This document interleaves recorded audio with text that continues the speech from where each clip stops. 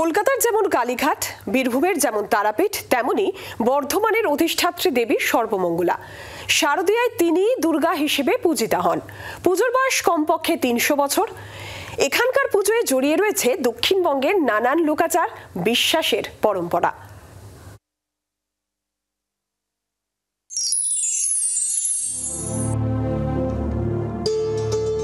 কলকাতার যেমন কালীঘাট, বীরভূমের যেমন তারাপীঠ, তেমনি বর্ধমানের অধিষ্ঠাত্রী দেবী সর্বমঙ্গলা।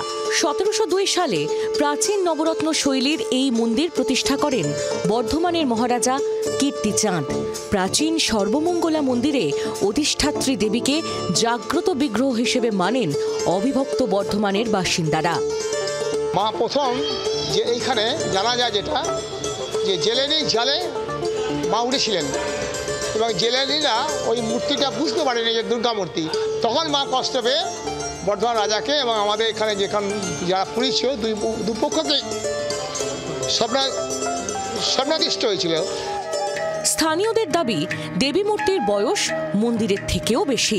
কোষ্ঠী পাথরের সিংহ বাহিনী, অষ্টাদশ ভুজা।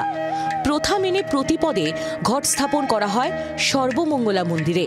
পুজোর ৪ দিন ষোড়শ উপাচারে হয় দেবীর আরাধনা। প্রতিদিন দেবীকে নিবেদন করা হয় মাছের অম্বল।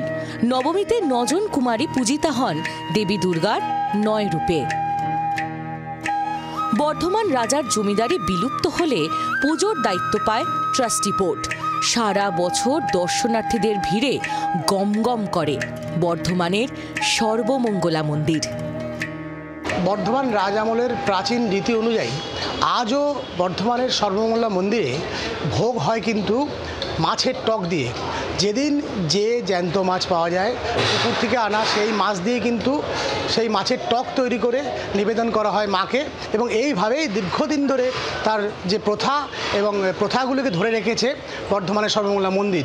জি ২৪ ঘন্টার জন্য ক্যামেরায় চন্দন ঘোষের সঙ্গে পার্থ চৌধুরী, সর্বমঙ্গলা মন্দির, বর্ধমান।